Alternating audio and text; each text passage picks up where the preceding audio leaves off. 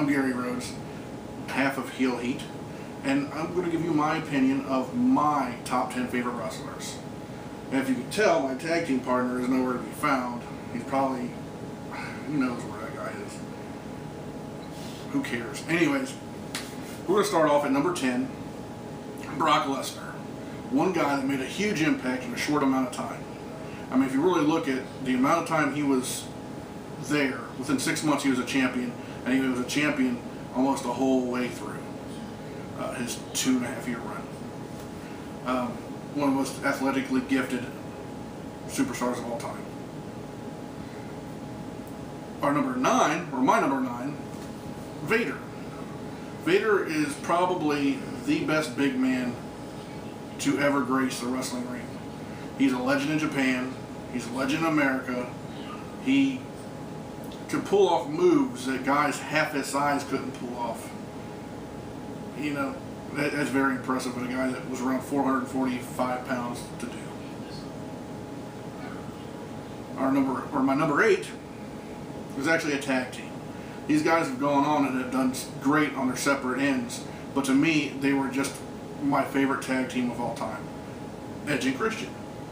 The 5-second pose, the concertos, these guys here were light years ahead of their time.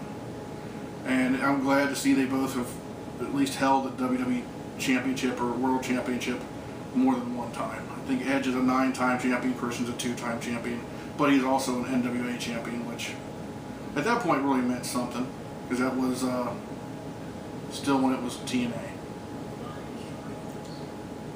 My number 7 is probably the most, it's just one of the most genius characters of all time, Raven. Raven was, as Paul Heyman called it, wrestling's nirvana.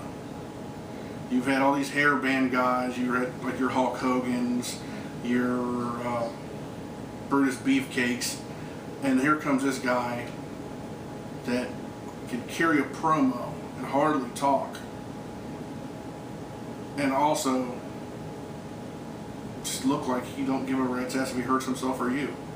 And that was one of my favorite characters. That was the reason I started watching ECW, was Raven. My number 6, one of the best talkers of all time, probably one of the best physiques too, Ravishing Rick Rude. Now his career got cut short in a match against Sting, and his life got cut short in '99, right after he jumped ship and went to WCW. He was at WCW for a little while. He's the only guy to be on both networks at the same time. He was on Raw and he was on Nitro at the same time. Until Vince McMahon bought the product, that never happened. But the guy was technically gifted. He was a former World Heavyweight Champion in WCW. Former Intercontinental Champion. He was so over as a heel, he took the belt off of the Ultimate Warrior when the Warrior was just white hot. You know, no one expected that to happen. My number 5, CM Punk. This man is the new icon in wrestling. This man will go down in history as being the best in the world. He carries a great promo. He can be heel, he can be face. He can wrestle. He can make people that can't wrestle. His matches against John Cena in the past year and a half were great matches. That's the only time I've seen anybody other than Edge really pull a great match out of Cena, and Punk did it better than anybody else. Number 4, one of my all-time favorites, and I actually had a chance to watch him wrestle against our number 5 at last year's WrestleMania, and that's Y2J Chris Jericho. Chris Jericho is the thinking man's wrestler, and he's always adapted to his surroundings. He came in, he came in WCW, he worked the Cruiserweight division, dominated that, got screwed over WCW, went to WWE, had one of the best entrances of all time, came out there and talked shit against The Rock, which no one else has done as good as him. And when Y2J started getting stale, He came back as the Chris Jericho character, which was basically a rip-off of Nick Bockwinkel, but the way he pulled it off was excellent. And now he's back with the Y2J character before, who knows what else he's going to do. But the guy is a main eventer and always will be. My number 3, Stone Cold Steve Austin. The man that saved wrestling, or actually the man that saved WWF, and the man that should be talked about more in the company than Dwayne "The Rock" Johnson. This man, like I said, pretty much single-handedly saved this company from ruin. And he made the Attitude Era must-see TV. The man beforehand, at number 2, one of the greatest wrestlers of all time, if not the greatest wrestler of all time, Shawn Michaels. Shawn Michaels, all the younger fans remember how he came back. He was not the greatest shape. I mean, he wasn't fat or anything. He just was really the Shawn Michaels of '97. Shawn Michaels in '97 was a wrestling god. No one could compare against Shawn Michaels in '97. That's just the way it was. This man was beating The Undertaker at Hell in a Cell. Be it with Kane's help, who cares? Beat him in a casket match. He beat Bret Hart. The list goes on of the guys he's beaten.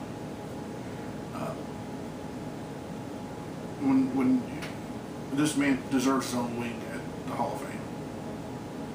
Now, before I get to my number 1 pick, and I'm sure a lot of you, if you watch a lot of the shows, realize my number 1's going to be, but I'm going to let you know the best of the rest. First of all, it comes to my head is Owen Hart. Owen Hart would probably be on this list if he lived longer. Owen Hart was just one of the best wrestlers of all time. You could love him or you could hate him, and he made you feel those emotions. Another one's Ric Flair. A lot of people probably why ain't Rick on there. Well, I mean, I liked Rick, but I didn't grow up on Rick. I grew up on Hulk. I grew up on the WWF area, not a lot of NWA stuff. So I didn't really know Rick until '91, and I was already 13 years old by then, so I already, started watching wrestling. Another one is The Rock. If The Rock would have stayed longer, or actually gave more of a damn about wrestling at certain points in his life, I would put The Rock on there. Harley Race. Harley Race is a wrestling machine, but a lot of his stuff I have to YouTube it, and a lot of the quality of the matches I've seen weren't all that great. Not the matches, but the quality of the video. The $1 Million Man, Ted DiBiase. This man here, another guy that was well ahead of his time. And he also transitioned from being a top heel singles wrestler to a top heel tag team wrestler to a top heel manager. I mean, he's always stayed at the main event or at the crest of the main event his whole career, working for Vince. Another guy that's worked his way up through the company, and I just couldn't think of who to take off and put him on, was Hunter Hearst Helmsley, Triple H. This guy started off as a gimmick wrestler, a blue blood, and ended up being, the company's badass, the resident badass for all these years. Now, before I get to number 1, you can, leave your comments, or anything like that. But like I said, these are all my opinions. So, if you want to put it, any comments on this or anything like that, just put it down there. But my number 1, best wrestler of all time to me in my heart, Mr. Perfect. Mr. Perfect was the first real wrestler I saw. You go back to '89 and stuff. Back when he first, was going into the WWF at that point in '89, '90 in that area. There wasn't a lot of real wrestlers. There was a lot of gimmick wrestlers, and he had a gimmick, the whole Mr. Perfect gimmick, but he could actually go in a ring and throw a 5-star match on with anybody they put him in there with. You could put him in there with a jobber, and you're going to get a great match.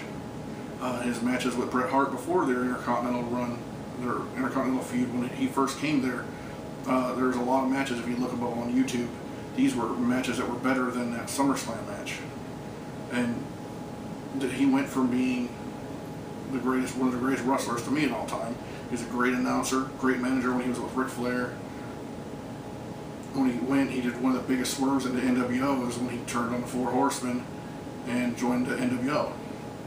Got a U.S. title run out of it. The last years of his career weren't all that great. I did like his last little stint he had working for Vince. Didn't last a long time, but I did like how they made fun of all his Mr. Perfect vignettes and, you know, put a little comic twist on it. That is my list of my top 10s and extras. So if you have any opinions, like I said, just leave it in the comments below. If not, thank you very much.